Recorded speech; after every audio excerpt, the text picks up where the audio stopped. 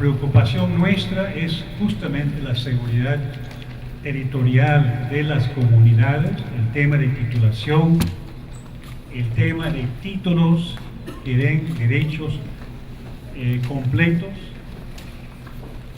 para las comunidades campesinas y las comunidades nativas del Perú. Nos preocupa mucho esta ley. Descubrimos casi por casualidad a fines de julio el título 3 de esta ley. Toda la atención pública estaba fijado en el título 1. Y cuando leímos en mi oficina el título 3, nuestras bocas se quedaron abiertas. No pudimos creer. ¿Realmente está diciendo esto? ¿Qué significa esto? ¿Qué significa el otro?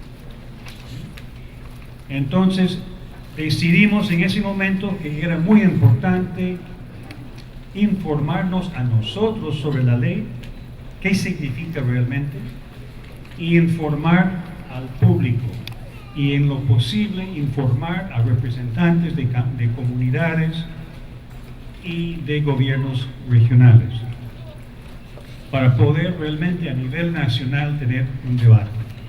Entonces les doy la bienvenida a esta tarde. Espero que nos informemos bien y que haya debate también. Muchas gracias. Muy buenas tardes a todos y todas. Mi nombre es Álvaro Campana, soy coordinador de la Plataforma para el Ordenamiento Territorial. Y bueno, también quería darles la bienvenida a nombre de la red MUCI, de la propia Plataforma para el Ordenamiento Territorial, la Plataforma Gobernanza Responsable de la Tierra, Territorios Seguros para las Comunidades del Perú. Bueno, entonces de lo que se trata en esta tarde es de discutir esto, qué va a pasar con la política de ordenamiento territorial, qué implicancias tiene esta ley en este articulado que plantea que, bueno, como ya les mencioné, lo del Consejo de Ministros, pero además que la zonificación ecológica y económica y el ordenamiento territorial no definen nada, solamente son instrumentos orientadores. Bueno, comencemos. La primera mesa, pido que pasen a la mesa a los integrantes. Buenas tardes con todos. Mi nombre es Silvana Baldovino y voy a moderar la primera mesa de la tarde referente a los impactos del título 3 de la Ley 30230 sobre la seguridad territorial de las comunidades campesinas y nativas. Estoy acompañada por 3 profesionales que han realizado estudios especializados en diferentes campos para ver los impactos de la referida norma desde el punto de vista constitucional, de los derechos colectivos y de la superposición de competencias entre los entes encargados de la formalización de la propiedad rural. Como comentó Richard hace un momento, esta norma sorprendió de manera significativa al sector ambiental por las normas o la ligereza con que se redujeron algunos de los procedimientos ambientales más importantes, así como las modificaciones en el ordenamiento territorial que mencionó Álvaro. Marco es abogado por la Universidad Nacional Mayor de San Marcos, magíster en Ciencias Sociales de la Religión por la Facultad de Ciencias Sociales de la Universidad San Marcos, máster en Protección Internacional de los Derechos Humanos por la Universidad de Estrasburgo. El título 3 de la Ley 30230 importa afectaciones muy severas, potenciales y algunas de carácter cierto a derechos territoriales indígenas. Esta ley cae en un escenario concreto, ¿no? Es un escenario de presiones territoriales caracterizadas por la aprobación de megaproyectos, concesiones y proyectos extractivos, obras de infraestructura aprobadas, por cierto, sin consulta previa, y sobre tierras en su mayoría no tituladas, lo cual ya implica una afectación del artículo 21 de la Convención Americana, ley que crea un procedimiento extraordinario y especial a favor de inversionistas públicos y privados para el saneamiento físico legal de predios no saneados dentro de áreas de influencia directa e indirecta. El único objetivo legal de la ley entonces es dinamizar y favorecer las inversiones privadas o públicas, y el objetivo para ello es sanear física y legalmente predios a fin de que estos entren en el tráfico jurídico y puedan, en el caso de los privados, ser objeto de transacciones, ¿no es cierto?, para poder viabilizar el ejercicio de los derechos otorgados, llámense concesiones, Una ley sumamente compleja, sumamente detallada, muy técnica, que no ha tenido opiniones técnicas de ningún organismo especializado, ni público ni privado, y que fue aprobada por el Parlamento en la Comisión Permanente del Congreso por 11 congresistas en solamente 2 semanas de procedimiento. Sin embargo, sí la ley está propiciando esta suerte de despojo territorial a favor de inversionistas privados. Pero ¿qué tal si la ley 3230 se publica una modificación en la que se declara, se excluye del efecto a las tierras de comunidades campesinas y nativas? ¿Sería esto suficiente? Nos planteamos que no. Y esto por la sencilla razón de que el actual gobierno se ha arrogado la potestad de decidir quién es indígena y quién no. Es decir, se señala, ¿no es cierto?, bajo una tesis ciertamente un poco peregrina, que no existen pueblos indígenas o comunidades indígenas en la costa, ¿no es cierto?, y en la sierra está por verse. Entonces, ¿quién decide quién es indígena y quién no? El Estado. La ley, esta cláusula de condicionalidad estaría entonces supeditada a un ejercicio discrecional unilateral del Estado. Y en segundo lugar, de que no se está hablando de territorio, sino de exclusión de tierras de comunidad, ¿no? Tenemos bastantes leyes, bastantes normas, que unas se superponen a otras, que unas no han derogado a otras de manera expresa, se entiende que hay derogaciones tácitas, pero finalmente lo que resulta es una confusión, ¿no? Que es lo que ha pasado en materia de saneamiento físico legal en temas de comunidades nativas y campesinas. Que finalmente lo que tenemos es una norma cuya interpretación puede someterse a 2 cosas: a una interpretación antojadiza por parte del gobierno, de las propias empresas, o a una interpretación difusa, confusa, ¿no? ¿Qué le doy? O sea, una interpretación literal, ¿qué es lo que me dice finalmente, ¿no? Me va a decir que quienes están excluidos, o digamos los predios, o digamos cualquier predio o cualquier terreno que no tengas saneado en ese momento la propiedad, entonces podría ser susceptible a pasar a formar parte del proyecto de inversión. La norma establece una serie de disposiciones que son bastante poco claras, ¿no? Poco claras, difusas, bastante etéreas. Entonces, sí precisamos o la modificación por ley o finalmente, en el peor de los escenarios, las precisiones que se hagan en el reglamento, si cabría eso. Nuestro tercer panelista es Juan Carlos Ruiz, es abogado con especialidad en Derecho Constitucional y Derechos Humanos, con experiencia en trabajo en Derecho Parlamentario, Derechos Humanos, Acceso a la Justicia y Derecho de los Pueblos Indígenas. Va a tocar directamente el tema, la constitucionalidad de esta norma y la afectación a los derechos de pueblos indígenas. Es una ley aparentemente expedida en el marco de las competencias del Congreso, pero afecta, entre otras cosas, el derecho de propiedad de los pueblos indígenas. Y la medida que afecta el derecho de propiedad, voy a explicarlo ahorita, tiene un vicio de nulidad.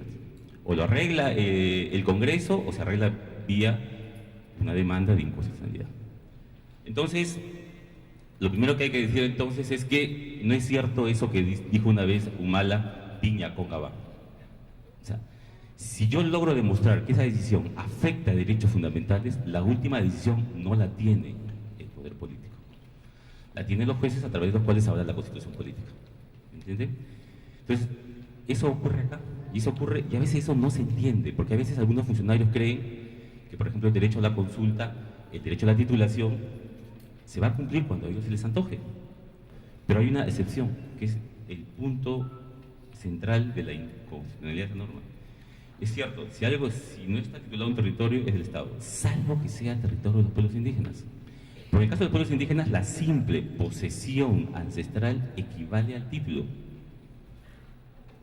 Esa regla está en el 14 del Convenio 169 y está desarrollada ampliamente, primero en sentencias de la Corte Interamericana, que tienen rango constitucional, y luego, tímidamente, el Tribunal Constitucional lo ha dicho. Esta regla es muy importante porque esta regla acá ha sido invisibilizada. Entonces, en el caso del capítulo 3 de la Ley 3230, la inconstitucionalidad no está por lo que dice, sino por lo que calla. Aquí, si uno mira la norma, no aparecen por ningún lado los territorios de los pueblos indígenas, no aparece por ningún lado el derecho a la propiedad de los pueblos indígenas. En la medida que acá va a haber reasentamiento, ¿no es cierto?, aproximadamente de las 6.000 y pico de comunidades que hay, 1.500 no tienen título, Si esto se concreta, van a ser expulsadas, desplazadas. Es evidente que además de consultar, hay necesidad de hacer consentimiento. ¿Qué significa consentimiento? Consentimiento significa que en determinados casos, además de consultar, el Estado tiene que obtener el consentimiento. No lo digamos nosotros. La Corte Suprema, en un caso que litigamos como IDL, Corte Suprema en una sentencia, ojo, sentencia vinculante, porque es una acción popular, artículo 82 del Código Procesal Constitucional dice que eso es normativo. Le dijo al MINEN, oye, en determinados casos, la decisión, además de consultada, tiene que tener el consentimiento. Y citó literalmente a la sentencia Saramaca. Entonces, no se ha consultado, no hay consentimiento, hay violación del derecho al territorio, a la propiedad, a la autodeterminación.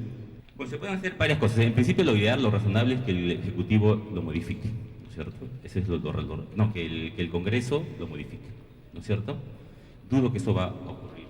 Entonces se abre el camino de lo que puede ser una demanda de inconstitucionalidad, ¿no es cierto? Simplemente decirle al Tribunal Constitucional, mira, tribunal, mira esta norma, esta ley, mira estos artículos y mira estos estándares internacionales. Dicho sea de paso, lo más garante y protector de los derechos de los pueblos indígenas está en el sistema interamericano. Hay una serie de reglas que a veces son subutilizadas y desconocidas de manera, digamos, tan abierta por los funcionarios públicos. Entonces, ¿qué hay que decirle? Mira, esto va contra esto. Y aquí lo que corresponde en realidad es sacar una cosa que se llama sentencia interpretativa. ¿Qué significa eso? Si al artículo 37, si no me acuerdo, se le pone una cláusula que diga todas estas reglas no se aplican a las comunidades campesinas y nativas, salvamos y nos ahorramos tanto problema. ¿Qué pasa cuando el Tribunal Constitucional, en un marco de un control constitucional, de una demanda de inconstitucionalidad, lo que va a intentar es tratar de salvar la ley? Y va a buscar algún sentido interpretativo que salve la ley, pero al mismo tiempo que proteja derechos. Hay un deber de prevención que está muy desarrollado en el sistema interamericano. No es el deber de prevención como principio constitucional ambiental. La Corte Interamericana ha dicho que frente a violaciones a los derechos humanos hay 4 responsabilidades. Primero, prevenir las violaciones, investigarlas, sancionarlas y repararlas. La función de prevención es muy importante. Es decir, el Estado, cuando ve que estamos ante un curso de colisión y se viene una violación sistemática, no tiene que esperar a que esto ocurra. Tiene un deber de prevenir las violaciones. Es evidente que si esta norma se aplica, va a afectar el derecho al territorio, y el derecho al territorio no es un derecho más de los pueblos indígenas, es un derecho fundamental.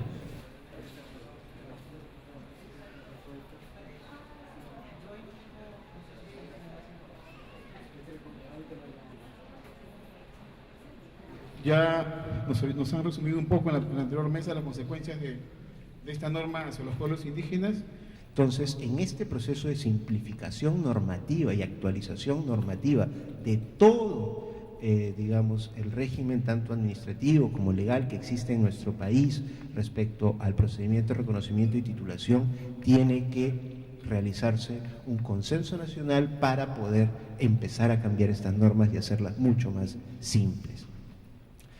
Un segundo tema es todas las controversias que existen de derechos en territorios titulados y por titular de comunidades campesinas. Es un problema que hallamos y que se refleja en ese informe, es que existen sobre, digamos, las tierras por titular, a veces otros derechos otorgados a terceros por el propio Estado, o áreas naturales protegidas que el propio Estado ha querido generar.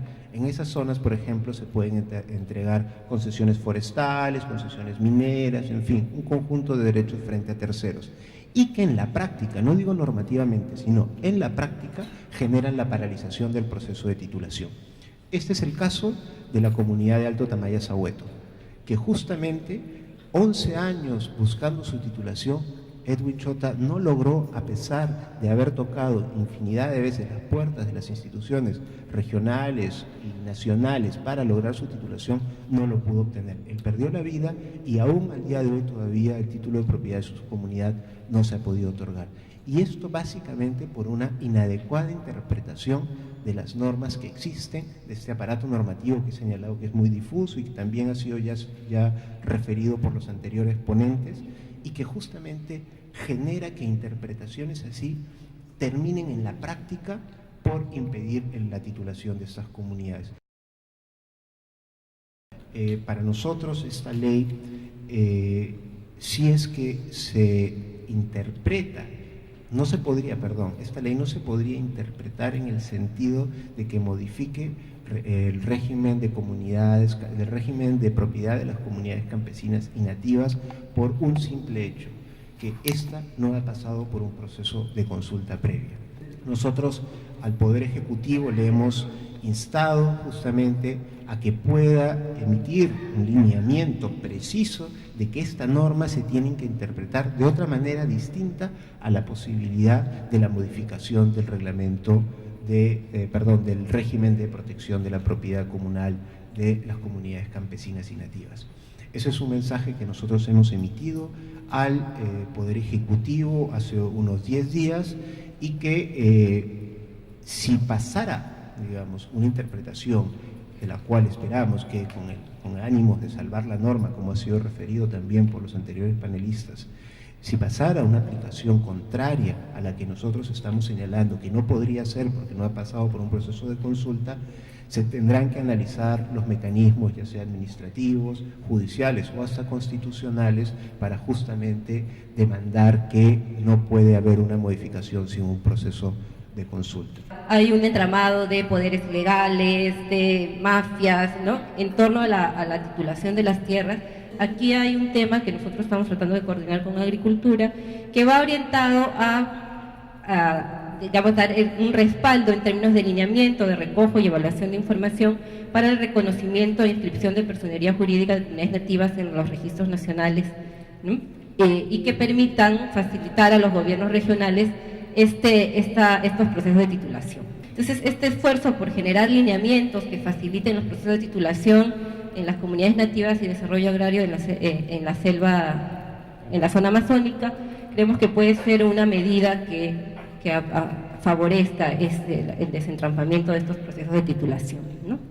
En cuanto al tema de la reglamentación de la ley número 30230, ¿no?, en este caso nosotros desde el Viceministerio de Interculturalidad y también desde el otro viceministerio, el Viceministerio hemos emitido una opinión, una propuesta para la reglamentación de la ley, en la cual pedimos específicamente que se agregue una disposición complementaria en la medida que se señale que las medidas establecidas en el presente reglamento sobre procedimientos especiales de saneamiento físico-legal excluya y no sea aplicable a tierras de comunidades campesinas y nativas, incluyendo reservas indígenas, y áreas de uso público de protección, forestales de protección, que constituyan sitios o zonas arqueológicas y aquellas declaradas como parte integral del patrimonio cultural de la nación. Lo que quiero transmitir es una mirada distinta, es una posición distinta, es una forma de ver distinta que creemos que está sustentada en la propia ley. La ley 30.230, a la cual la mesa anterior se ha referido, en el sentido que afecta a los derechos de las comunidades, que afecta el derecho de propiedad de las comunidades, para el Poder Ejecutivo y para el Ministerio de Vivienda, que es quien está a cargo de refrendar el reglamento de esta ley no afecta. Y no puede afectarla porque si hubiese querido referirse a las comunidades, entonces tendría que haber sido materia de una consulta previa. Este es el artículo que se ha reformado a través de esta ley 30.230. Si usted le invadía en la propiedad, pasaba las 24 horas, entonces usted solamente tenía la oportunidad de sacarlos a través de un juicio. Esta ley dice, se terminó las 24 horas. Desde que usted tiene conocimiento, tiene 15 días para que sin necesidad de un juicio, sino con el apoyo de la policía, usted pueda expectorar al invasor. Entonces, si las comunidades, digamos, están siendo sujetas de invasiones, pueden defenderse con este dispositivo legal. La ley 24.657 y su reglamento del Decreto Supremo 0891-TR. Entonces, no me parece que existan normas contradictorias, difusas. Lo que sí estoy de acuerdo, tal como se ha expresado, que son normas antes de la Constitución del 93, Y lo que sí comparto es que habría que emitir nuevas normas al respecto, pero sí con la participación activa, obviamente, de los pueblos indígenas, como no podría ser de otra manera. Gracias por la invitación a este evento. José Cachay, de la Dirección Regional Agraria de Loreto. Siento que en remembranza COFOPE se ha llevado algunas competencias que contradicen el literal N del artículo 51 de la Ley de Gobiernos Regionales. Porque los proyectos a desarrollarse, sobre todo en Loreto, ¿qué significa? Hidrocarburos, significan proyectos agroindustriales. Y esos son temas rurales que le corresponden definitivamente su saneamiento y su tratamiento a los gobiernos regionales a través de las direcciones regionales agrarias. O sea, el Ministerio de Agricultura, como ente rector, está abdicando en algo de parte de sus competencias. Para mí realmente esta disposición es atentatoria contra nuestras comunidades campesinas. El que habla es presidente de la Federación Regional de Ayacucho. Ayacucho cuenta más de 600 comunidades campesinas tituladas y muchas de ellas no están tituladas registradas, pero ya no el proyecto especial de titulación de tierras asume esta tarea, sino que COFOPRE está entrando en disolver las comunidades campesinas. Están entrando titular en forma individual, casi a la fuerza. Bien, mi nombre es Yelso Hernández, soy cajamarquino, presidente de la Central Única Nacional de Rondas Campesinas del Perú. Bien, creo que a los cajamarquinos ya nos han dicho de todo. La pregunta es, bueno, en Cajamarca primero que nosotros nos están excluyendo de que las rondas campesinas ya no somos parte de los pueblos indígenas.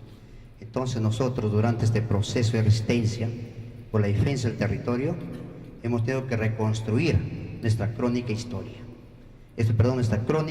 Una crónica de nuestra historia como pueblos indígenas.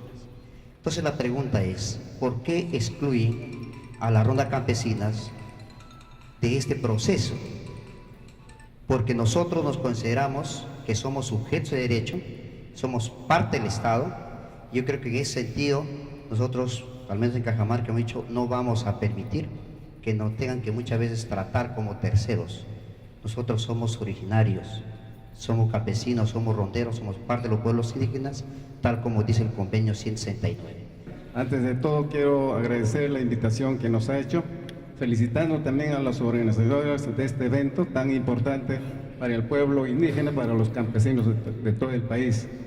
En efecto, yo he escuchado las dos ponencias de la primera mesa, que totalmente estamos de acuerdo con los análisis que han hecho, y también la segunda mesa del representante de la Defensoría del Pueblo y del Ministerio de Interculturalidad del Ministerio de Cultura. Y es lógico que los dos representantes del Estado están un poco nerviosos también, porque ellos están precisamente representándonos en estos momentos. Han hecho pelear a hijos con sus padres, a esposos con sus esposos, a padres con hijos, y todo el mundo se está peleando hasta hoy. Y dentro de las comunidades ya tituladas incluso han dado títulos a particulares. Entonces ese es el camino que usted, señor Paisamán, debe de corregir si está todavía en el gobierno. Cuando mencionan que a través del reglamento van a como excluir a los pueblos indígenas, a las comunidades nativas y campesinas, yo me pregunto por qué esperar el reglamento, ¿no? ¿Por qué no hacerlo en la ley? Porque en este país tenemos un historial de leyes que dicen algo y reglamentos que en lugar de darle forma dicen o quitan cosas inclusive, ¿no? No estoy diciendo necesariamente que detrás de esta norma hayan estado los mineros, pero en todo caso sí hay, diría yo, una concepción errada del territorio, del ordenamiento territorial y de la sostenibilidad en términos económicos, ambientales, etc. El ordenamiento territorial no busca ni significa paralizar absolutamente nada. El ordenamiento territorial es eso. Han venido impulsando este proceso los gobiernos descentralizados, impulsando los procesos de zonificación económica ecológica. En ese sentido es que se presentó a partir de la plataforma de ordenamiento territorial con un amplio proceso participativo de construcción de propuesta normativa, se presentó un proyecto de ley que busca regular el ordenamiento territorial que está en el Congreso de la República, que ha sido objeto de una serie de audiencias públicas descentralizadas, conducidas por la Comisión de Descentralización, que ya tiene un predictamen, listo para ser debatido en la Comisión de Descentralización. Como anécdota nada más, cuando en la última legislatura el presidente de la comisión quiso ponerlo a debate, los congresistas oficialistas simplemente no asistían y dejaban sin quórum a la comisión, entonces ni siquiera había posibilidad de discutirlo. Ya no diré aprobar estas propuestas porque nos queda poco tiempo, el escenario político es poco favorable, perdónenme que sea tan franca en todo caso, pero por lo menos seguir manteniendo el debate abierto y ojalá proyectarnos en escenarios futuros un poco más favorables para aprobar este tipo de normas en favor de los pueblos indígenas, en favor del ordenamiento territorial, en favor de un desarrollo verdaderamente sostenible. Justamente la posibilidad de poder desarrollar una planificación dentro de nuestro territorio.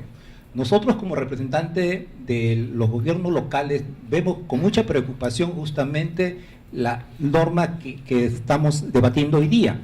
Entonces, con estas normas que se están dando, ¿no? La 3230, justamente se limita justamente la posibilidad de hacer un ordenamiento territorial desde el punto de vista de los gobiernos locales, ¿no? Más aún si hay esas llamadas concesiones, ustedes, algunos han tenido la posibilidad de ver de que hay distritos que están completamente concesionados.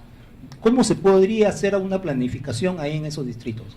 Preguntémonos nosotros, las limitaciones son muy fuertes, ¿no? En la medida que ya han sido cedidos a privados o han sido cedidos a las empresas mineras, lo cual no permite hacer una planificación territorial.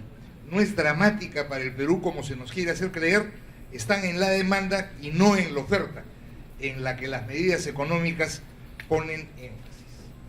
En otras palabras, tiene absoluta razón la congresista cuando señala que el gobierno nos está pasando de contrabando medidas orientadas a favorecer a los sectores aludidos, desbaratando la ya limitada institucionalidad que tenemos y poniendo en riesgo los derechos de muchos de los peruanos, que definen dentro de las competencias exclusivas, también dentro de las competencias compartidas, una cantidad de atribuciones que son guardadas en el rincón de los justos en nombre del sacrosanto mercado.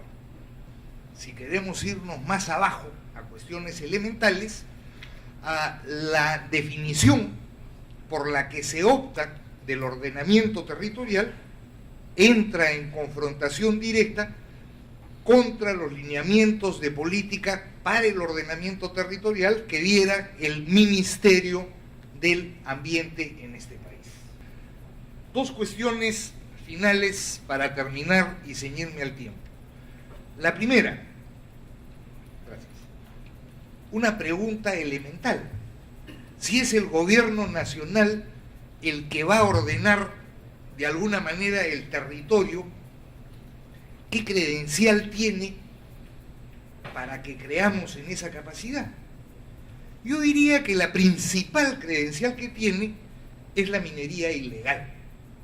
El gobierno nacional ha sido el responsable directo del otorgamiento de concesiones mineras en territorios de comunidades indígenas, de comunidades campesinas, en áreas naturales protegidas y hasta en la plaza de armas de más de un centro poblado de este país.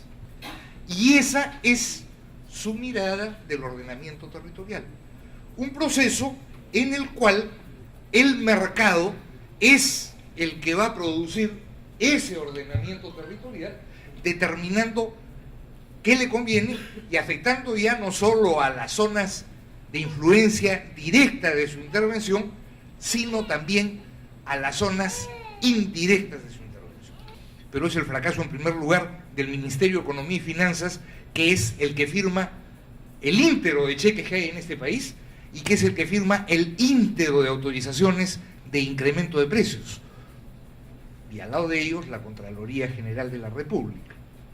Pero en tercer lugar, no desconozcamos pues las dificultades de un gobierno que de marzo a la fecha ha cambiado 2 veces de gabinete, aunque ha mantenido al ministro del Ambiente, y no olvidemos una lógica de recentralización creciente de recursos que es funcional, digamos, a esto que se ha convertido definitivamente en una mala palabra en el país, el ordenamiento territorial, y por lo tanto es funcional a la idea, a la decisión política que está en marcha. Yo terminaría señalando que pugnar por el ordenamiento territorial debiera hacernos a todas y todos pugnar también por una descentralización que tiene innumerables limitaciones, que tiene que ser corregida y ajustada, pero que no puede ser tirada por la borda, porque ello, una vez más, sería funcional a los designios del gran capital. Con todos y con todas agradezco la invitación y yo voy a ir directamente ya al tema. Ya se ha tratado, voy a hacer mención de cosas que no se han dicho. Una primera es la justificación. La exposición de motivos señala que ¿por qué hay que hacer cambios en el tema de ordenamiento territorial? Porque hay una confusión de ordenamiento territorial con ordenamiento ambiental, se dice, ¿no? Y entonces el ordenamiento ambiental es la competencia que le corresponde al MINAM. El ordenamiento territorial excede a sus competencias. Sacar de las competencias del MINAM el ordenamiento territorial. Esa es la intención. Y además, otro dato importante que dice la exposición de motivos. Dice, el criterio ambiental es un criterio más, ¿no? Junto con el criterio económico, sociocultural, institucional.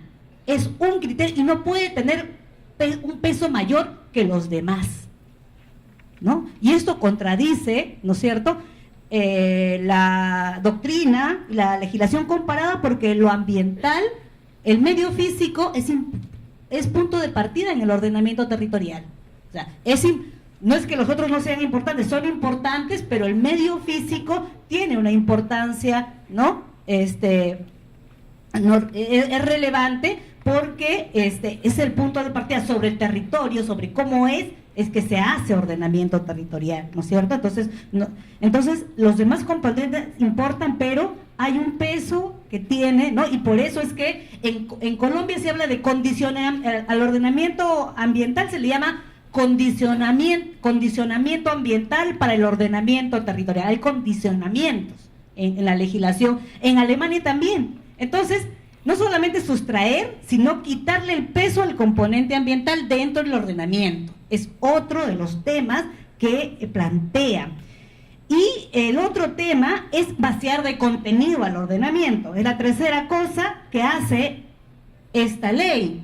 ¿Por qué?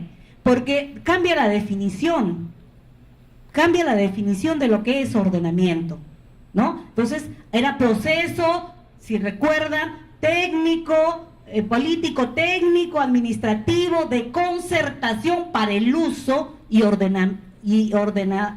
ocupación del territorio, ¿no? Entonces le quitan concertación y le quitan para el uso directo, sino para orientar el uso. Entonces ya el ordenamiento no define qué es lo que es una de las cosas de su contenido esencial, no define el uso, sino solamente lo orienta, ¿no? Y por eso es que viene arreglón siguiente, viene y dice, pues, para precisar aún más, el ordenamiento no define usos ni exclusiones de uso. Entonces, precisa, ¿no? Entonces, ese es el cambio legislativo que se ha hecho. Entonces, y la pregunta es, el MINAM ha venido diciendo, y eso no es cierto, que el ordenamiento no establecía, no regulaba el uso. Sí lo hace, sí lo ha hecho y lo hace. ¿Es ordenamiento territorial el ordenamiento ambiental?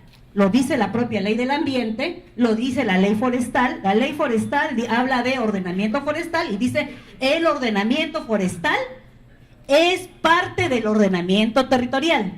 Lo mismo dice la ley del ambiente, el ordenamiento ambiental es parte del ordenamiento territorial, ¿no? Y El ordenamiento forestal, por ejemplo, establece zonas de producción permanente y otras categorías, zonifica las áreas, ¿no es cierto?, forestales, hace ordenamiento, define usos, regula usos, así de claro, ¿no? Como lo es. Entonces, igual también para el tema de ordenamiento forestal, ¿lo afecta? Es una pregunta, ¿no? Esta norma que cambia de contenido al ordenamiento, ¿lo afecta o no lo afecta? ¿Le quita el carácter vinculante o no le quita? Es la pregunta que yo quería para juntos analizarla, ¿no? Pero mi respuesta es que norma específica prima sobre norma general, no sé, por ahí la interpretación, por lo tanto, para defender todo este ordenamiento ambiental, pero sí me preocupa. No hay ninguna articulación de las políticas vinculadas con ordenamiento territorial con las concesiones, por ejemplo, en este caso, y hay instancias como el INGEMET en minería, que es el Instituto Nacional Geológico Minero Metalúrgico, que otorga las concesiones, que en la realidad define el uso de los suelos. Eso es lo que quiero reiterar y afianzar de la última punto de vista de Ana, ¿no? Aquí en la práctica lo que ocurre efectivamente es eso, y lo que se plantea que ocurre es eso. Sin ordenamiento territorial, sin una pauta para el ordenamiento territorial, sin una ley para el ordenamiento territorial, lo que se quiere es que no haya y que continúen siendo quienes definen el uso de los suelos los sectores correspondientes, ¿cierto? Y evidentemente con ello se afectan las competencias constitucionales de gobiernos regionales, locales, ya lo mencionó con detalle hace un momento la mesa anterior. Entonces, lo que queda es poco margen. En realidad los gobiernos regionales y locales pueden hacer poco respecto al conducir el desarrollo de su territorio si es que les están imponiendo qué se hace en sus territorios. Y en la práctica se les está imponiendo el desarrollarse en función de las industrias extractivas, petróleo, hidrocarburos, minería, etcétera, quienes están estableciendo la imposición de estos desarrollos y por dónde debe ir el desarrollo futuro de los gobiernos regionales y locales y nuestro país en general son los sectores competentes en cada materia. Termino con esta imagen, ¿no? Ustedes sumen las dos imágenes y vean qué nos cae de territorio, ¿no? Estas son las imágenes de las zonas para hidrocarburos, ¿no es cierto? Y la imagen de las zonas mineras. Para ir terminando, un factor o un elemento ausente en todas las propuestas de ordenamiento territorial, como lo comenté hace un momento, es la dimensión intercultural. Es decir, el reconocimiento de la existencia de otra forma de entender, ocupar y usar el territorio. Los mismos pueblos indígenas han luchado en la figura de los títulos de comunidad, pero también es verdad que hay otras propuestas que vienen siendo trabajadas y vienen siendo exigidas por algunas organizaciones. Creo que la más completa, por lo menos la que yo conozco, es la de la FENAT, de la Federación Nacional Achuar. El pueblo Achuar es un pueblo de la familia Jíbaro, que está ubicado en la zona, en el departamento de Loreto, por el Alto Amazonas, y ellos tienen una propuesta, por ejemplo, de reconocimiento de su territorio integral, es decir, todo un territorio que está más allá de los límites formales, físicos, que ha ido imponiendo el Estado durante toda la historia.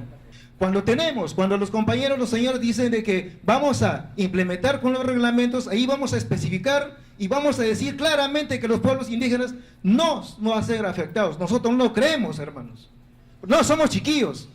¿Por qué? Porque en nuestra comunidad de Supayá tenemos 12 concesiones mineras y uno estaba operando. Y hemos venido en el Ministerio de Ambiente, hemos ido al Ministerio de Energía y Minas, hemos ido en PCM. ¿Qué nos dicen los señores? ¿Qué nos dice el PCM? Que nosotros somos revoltosos, somos radicales, somos influenciados políticamente. Es el discurso que nos dan. ¿Dónde vamos a ir? ¿A quién vamos a acudir nosotros? Los pueblos indígenas queremos que haya otro baguazo para sentarse en la televisión y reflexionar. No podemos permitir los pueblos abajún ni los hermanos ronderos y las comunidades campesinas. Tenemos que unirnos. Es un momento que hemos dicho, los pueblos indígenas y las comunidades nativas somos iguales y tenemos los mismos derechos y que hay que defender nuestro territorio porque ya no queremos más sangre en nuestras comunidades. En Apurímac tenemos ya 5 proyectos de gran envergadura declarada como de interés nacional por el presidente Alan García. Y tenemos afectado 1.200.000 hectáreas de concesionados en todos los territorios de los 450 o 472 comunidades Y el territorio de Apurímac, el 94% del territorio es comunal, el 4% es obviamente de otro sector, de sectores urbanos. Entonces, esos proyectos, esas concesiones de 1.200.000 hectáreas, obviamente que van a ser ejecutadas no como han dicho los funcionarios, eso está claro. Muy saludable la reunión de hoy día.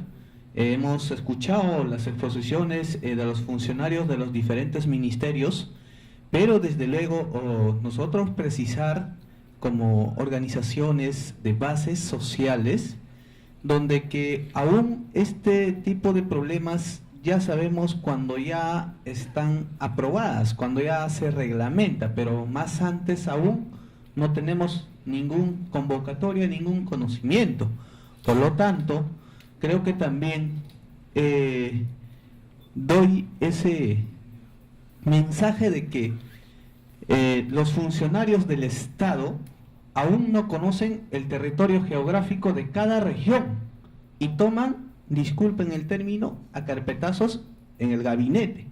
Sí, los organizadores me han hecho un encargo bastante complejo, que es tratar de sacar unas conclusiones. Como ustedes se habrán dado cuenta, la tarde y esta parte de la noche han sido bastante ricas como para tratar de hacer algunas conclusiones. Sin embargo, intentaré combinar un intento de síntesis. Creo que hemos tenido una lectura básicamente jurídica en esta jornada.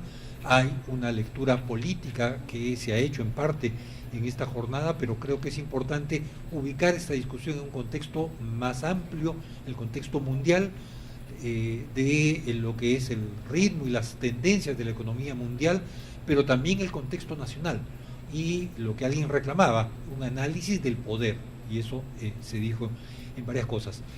Creo que esta jornada nos ha mostrado varias cosas, pero nos deja también varias preguntas. Las centrales, ahora, después de esto y en los días y meses que vienen, ¿qué podemos hacer? Se tratará de pugnar por una reglamentación en la ley que, entre otras cosas, excluya a las comunidades campesinas. Se buscará una modificación en la ley, como también fue planteado. Se buscará la derogatoria de la ley atendiendo a los distintos puntos, más allá de los que trabajamos en esta jornada y que Pilar Camero nos ha mostrado hoy día. Creo que son decisiones o discusiones que deberíamos profundizar, es decir, más allá de esta ley, ¿a dónde apuntamos? El tema del poder, sin duda alguna, está aquí y creo que supone mirar también el contexto nacional. Acabamos de tener elecciones para gobiernos regionales y municipalidades y lo que hemos visto es una gran dispersión de distintas fuerzas políticas y la presencia muy fuerte de candidatos y organizaciones que se han presentado claramente con un ánimo de lucro antes que un servicio a la comunidad o el intento de impulsar procesos de desarrollo sostenibles o democráticos.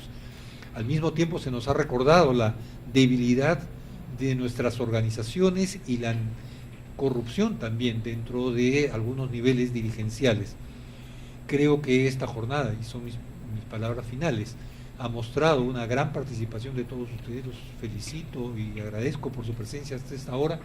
Creo que ello solo ha sido posible por la convocatoria y la presencia de distintas plataformas y organizaciones.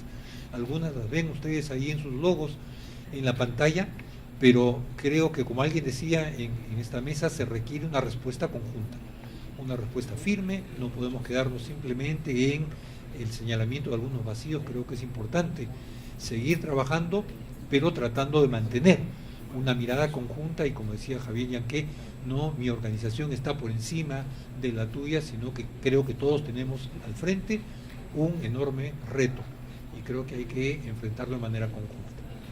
Sin más, les agradezco su tiempo, su paciencia y los invito a un vino en el exterior de esta sala. Buenas noches y muchísimas gracias.